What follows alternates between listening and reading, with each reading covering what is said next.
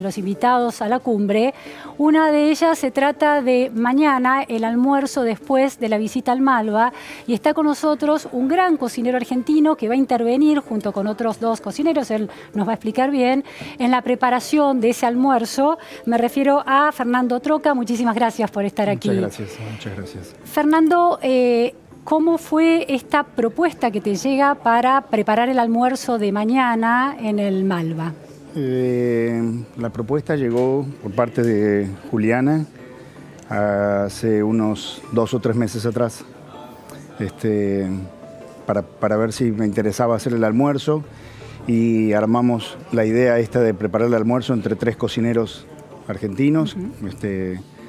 Vamos a cocinar con Guido Tassi y Javier Rodríguez, que es un chico que tiene un restaurante en Córdoba, y entre los 3 armamos este menú para mañana. ¿Cómo es el menú? El menú es un menú que está acomodado, digamos, a la circunstancia, que son solo mujeres, que es un mediodía, que no tienen tampoco demasiado tiempo. Y armamos un menú tratando de utilizar ingredientes y productos argentinos y locales. Bueno, esa es un poco la idea. Usamos langostinos del sur, usamos merluza negra, cerezas que están en estación, damascos. Armamos un menú sencillo, fresco y no pretencioso. ¿Tiene varios pasos ese menú? Tiene una entrada, digamos, un primer paso, un paso intermedio, un plato principal y un postre. El primer paso, ¿de qué está armado? Digamos? El primer paso es el que es el de los langostinos. Langostinos. Sí. ¿Cómo los vamos a comer esos langostinos? Bueno, no puedo contar mucho. Bueno. Entonces solo puedo contar generales. Solo puedo contar en líneas generales esto, que digamos, lo importante del menú para mí, más allá de cómo lo preparamos, es, yo creo que son los ingredientes que elegimos.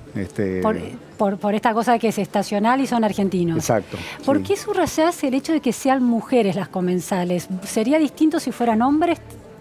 Bueno, porque es un almuerzo, porque en general las mujeres se cuidan más que los hombres. De hecho, hemos recibido los requerimientos de cada una de ellas y hay muchos requerimientos. ¿De qué estilo? Bueno, alergias o cosas que no les gustan o que no comen por distintas razones. ¿Hay restricciones gluten, harinas, por ejemplo? Hay algunos. ¿Están siguiendo dietas especiales para mantenerse no muchas, saludables? pero algunas hay, sí. Ajá. Sí.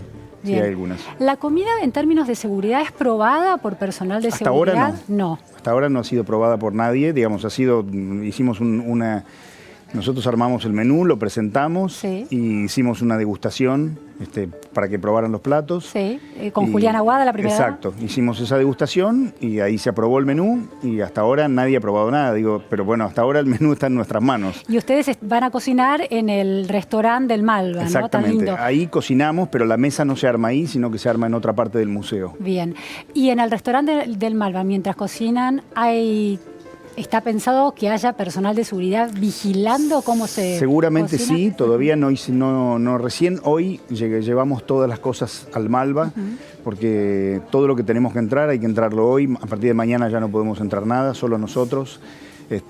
Me imagino que sí, todavía no lo sé, porque mañana lo vamos a saber, pero me imagino que sí. Y la preparación de la gramática de esa comida, en la disposición de esa mesa, en el modo en que cada uno de esos pasos que contempla la comida, ¿esa gramática tiene alguna lógica en particular? ¿Persiguen algún objetivo en particular para generar cierta experiencia culinaria determinada? ¿Hay una reflexión sobre eso? No, por lo menos nosotros no intelectualizan tanto. No se nos pidió eso tampoco. Sí. Como te dije antes, me parece que digamos, nosotros basamos en el menú en hacer algo que nos gustara a nosotros, que nos pareciera que estuviera bien acorde a la situación y a esta situación. Y así fue, digamos, no tuvimos ninguna bajada de línea. Digamos, el menú lo armamos nosotros, tuvimos libertad total en armar y presentar lo que se nos ocurrió y fluyó muy naturalmente, por suerte.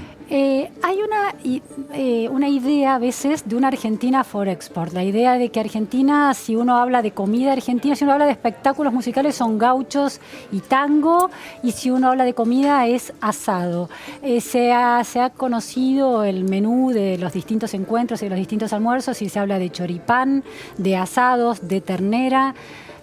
¿uno podría armar una comida argentina que no pasara por esos lugares? Sí, absolutamente. De hecho, nosotros no Ustedes servimos no lo están carne. pasando, claro.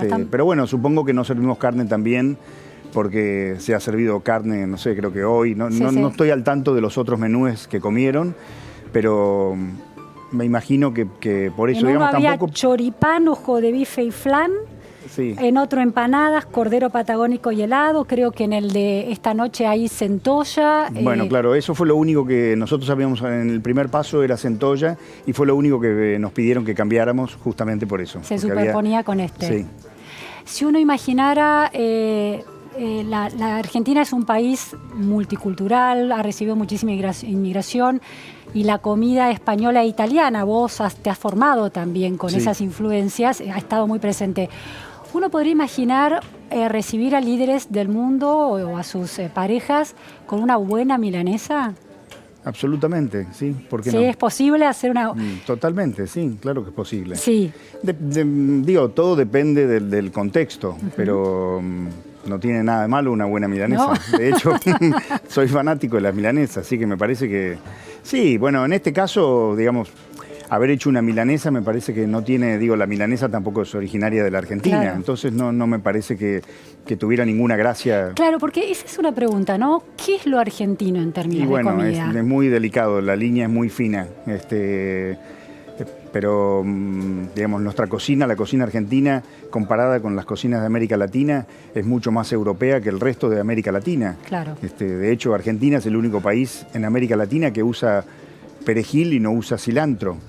En todos los países de América Latina, salvo Uruguay, es el cilantro, no es el perejil. Claro. Pero nosotros somos el perejil porque tenemos esa influencia europea, sobre todo de los italianos y los españoles que no usan cilantro en su comida. Claro, el cilantro es como una modernidad de Palermo, ¿no? De Palermo el cilantro, sensible. Digamos, hace 20 años atrás el cilantro no existía acá, no se conseguía, digamos. Sí, hoy es muy común, pero por eso, porque se puso de moda. Claro. Pero no porque... Pero en la base de la comida está el perejil. Sí. ¿Unas buenas pastas sería muy fuera de lugar ofrecer? No, porque yo creo que de alguna manera, aunque las pastas no son, forman parte de la cultura argentina, todos nosotros comemos pastas en nuestras casas, claro. Nuestras abuelas, nuestras madres nos han cocinado pastas en nuestras casas, y eso viene de la influencia de los inmigrantes. Y bueno, de alguna manera tiene que ver con nuestra cocina. Claro. No son platos típicos argentinos, salvo algunos. La milanesa napolitana es un invento argentino, no existe la milanesa napolitana en Italia. Es una deformación de la milanesa en Argentina. Hubiera estado muy bien darles una... Sí.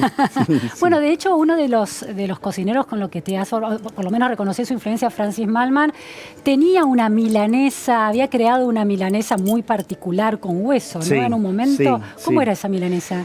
Bueno, era eso. Tampoco era una creación de Francis. En Italia las milanesas generalmente se comen con el hueso. Entonces, él le había hecho algunos cambios y le había puesto mostaza entre la carne y el pan rallado. Claro. Era una milanesa bastante gorda. A lo largo de los años, Francis fue haciendo distintas versiones de una milanesa. Sí. Pero sí, estaba muy buena. Y si vos tuvieras una absoluta libertad y ningún pedido específico para cumplir con un encargo como este, es decir, te convocan y te dicen, por ejemplo, la comida del Colón, ¿no? Que se va a hacer en el Colón esta noche, sin ningún tipo de restricción, ¿cómo pergeñarías ese menú? ¿El centro cuál sería? De la misma manera que hicimos pero sumaría la carne. Ajá. Porque me parece que, digamos, si queremos algo que represente a la Argentina, sin duda, es la carne, a pesar de que ahora está un poco castigada. Por suerte hay muchos productores que están tratando de volver a poner en valor la carne argentina. Yo pienso que no hay que olvidarnos, nosotros los cocineros no nos tenemos que olvidar que la carne ha sido una bandera que nos ha distinguido a lo largo de los años en el mundo. Sí. Si cualquiera habla de cocina argentina, lo primero que le viene a la cabeza a la gente, así como si hablamos de fútbol es Maradona, es la carne y el vino. ¿Y la carne como asado o la carne preparada de otra manera? Bueno, puede ser, digamos, en el Colón hubiera sido imposible hacer un asado, pero podría haber sido la carne preparada de alguna otra manera. Pero me parece que la carne forma parte definitivamente de nuestra cultura y es un plato que nos identifica. ¿Y el vino tiene que ser Malbec? No necesariamente, no podría ser, necesariamente. señor Para mí el Malbec está como un poquito de moda ahora. Y digo, hay muy buenos Malbec, hay excelentes Malbec en Argentina, pero hay otras cepas que también son buenísimas. Por ejemplo... Pinot Noir, Cabernet Sauvignon, Cabernet Franc, digamos, hay muchas variedades que se dan muy bien en Argentina. Podría ser el Malbec, pero no necesariamente creo que el Malbec es el único vino que identifica a la Argentina. En tu historia y en tu biografía, convirtiéndote en un cocinero de tanto renombre, también asesoraste a un grupo inversor que tenía cadenas de restaurantes en Gran Bretaña y en otros países del mundo. ¿Tu asesoramiento tiene que ver con un ojo particular por ser un cocinero argentino? En ese caso tenía que ver porque yo trabajé 8 años para esa compañía. Esa compañía tenía, bueno, hasta cuando yo trabajé, casi 25 restaurantes, casi todos en Inglaterra. Tenían Dubái, Beirut y Hong Kong.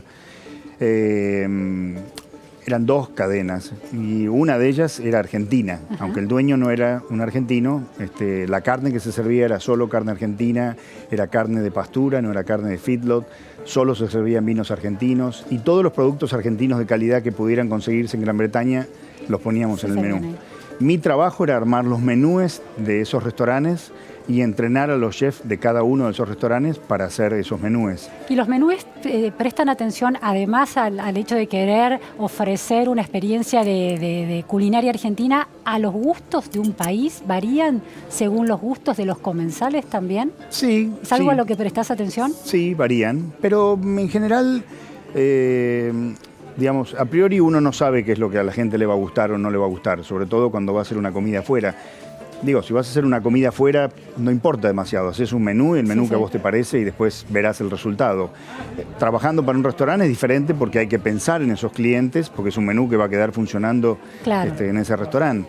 Entonces, al principio uno no sabe y es como una prueba y error. Bueno, a ver, vamos a poner, no sé, entraña. Y bueno, los ingleses no comen entraña, los americanos comen mucha entraña, en Argentina se come mucha entraña, los mexicanos comen muchísima entraña, pero los ingleses no la comen. No les gusta, ¿no? No la conocen, no saben lo que es, digo, estaba en el menú, pero no era un plato que se vendiera mucho. ¿Lo tuviste que sacar? No, lo dejamos porque, digamos, porque había una idea en ese momento de poner la mayor cantidad de cortes argentinos, de carne argentina que pudiésemos.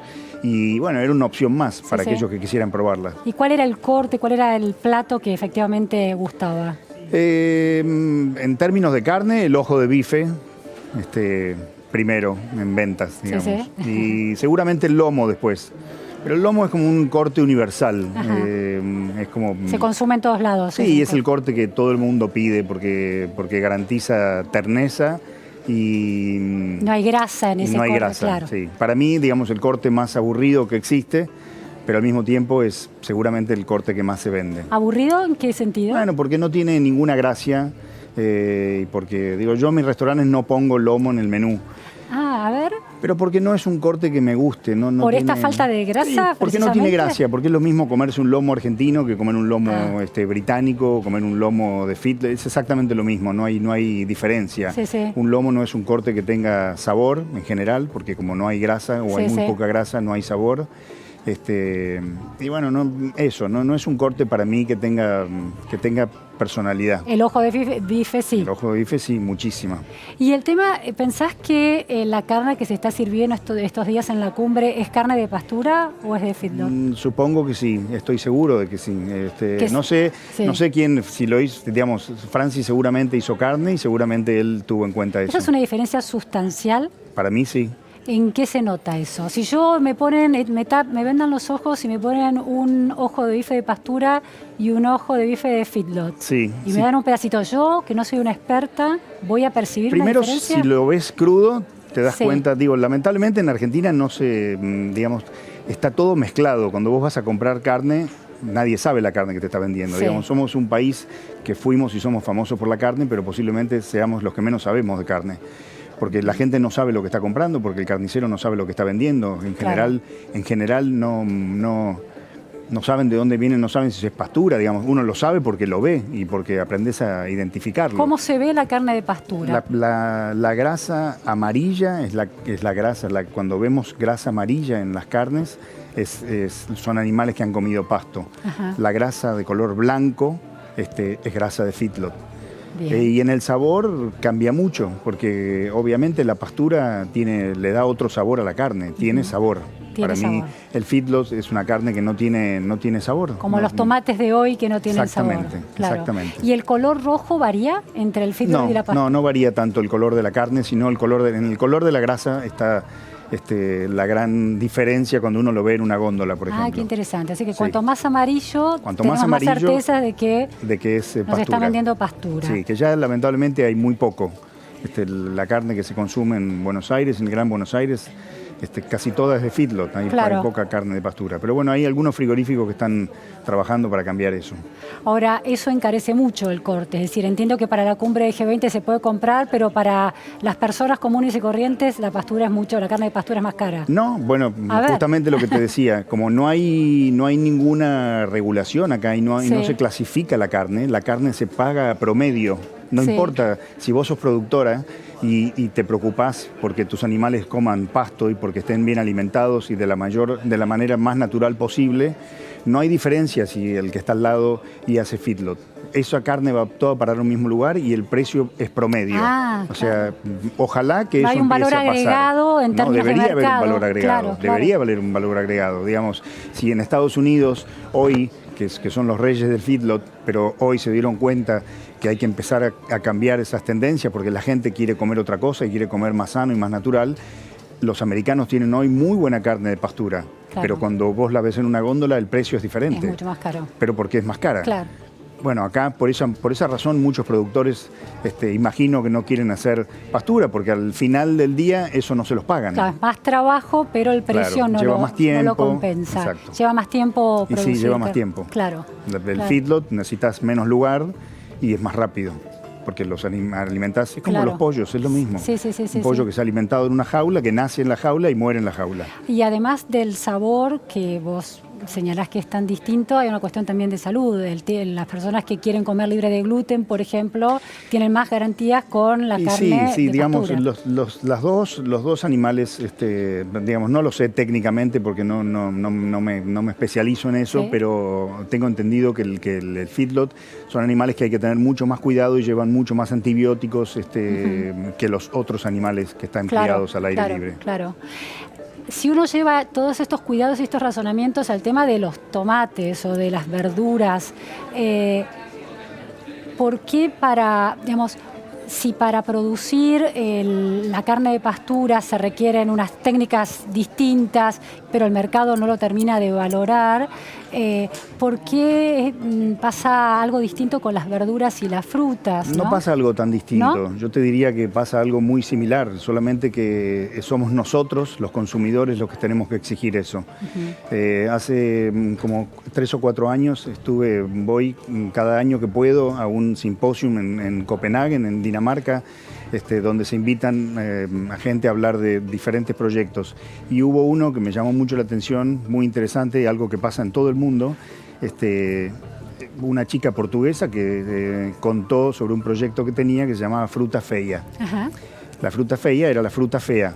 Y ella, descubrió que el 60% de la fruta y la verdura que se produce en Portugal se tira. Lo mismo pasa en Argentina. Sí, es un gran problema el desperdicio de alimentos. Entonces, se tira solamente porque no cumple las reglas estéticas que el supermercado pide. Claro. Entonces ella empezó un proyecto que era comprarle a esos productores toda esa fruta y esa verdura, y ella llevaba una vez a la semana a Lisboa y armaba un mercado en la ciudad donde vendía toda esa fruta a un precio menor. Claro. Y se empezó a hacer muy popular, y ese mercado ya no era una vez por semana, era 2, era 3. Le prendieron fuego las camionetas porque obviamente no querían que ella hiciera eso. Pero bueno, la gente empezó a darse cuenta de eso. Esto que yo te digo, no mucha gente sabe que hay un porcentaje muy importante de la fruta y la verdura que se produce, se tira porque, no sé, porque tiene una marca la manzana, porque no salió igual, porque el tomate ya está un poquito pasada. No, bueno, eso es diferente, eso es otra porque cosa. si está pasada, digamos... No conviene. No, claro. porque no está en sus condiciones claro. óptimas, pero no es una cuestión, pero hablamos de una cuestión estética. Claro, claro. Vos como cocinero vos podrías cocinar un manjar con fruta que estéticamente no luce bien, pero que está en estado absolutamente, claro. absolutamente. De hecho, los mejores tomates o una de las mejores variedades de tomate, los mejores tomates en Argentina se producen en La Plata, Ajá. los tomates platenses. Ajá. Pero esos tomates platenses, en quintas alrededor de La Plata. Hasta hace poco tiempo, los productores no se los vendían a nadie. Ahora, por suerte sí, porque muchos cocineros queremos comprar esos tomates, claro. que solo están en un momento del año, ¿no? Claro. Pero bueno, eso también es algo que nosotros debemos aprender. Hay que consumir los productos y los vegetales en el momento de la estación, digamos, claro, porque vamos a tener el mejor vegetal y al mejor precio. El vegetal que dura mucho no es tan vegetal, no es tan real. Bueno, realmente muy interesante esta conversación sobre G20 y sobre otras cuestiones, ¿no?, de la cultura culinaria. Totalmente. Gracias. Muchas gracias. Nos vamos a un corte en Más Info, segunda edición, y volvemos en muy pocos minutos con esta super cobertura de la principal cumbre que se está dando con 20 líderes del mundo y tantos más aquí en Buenos Aires.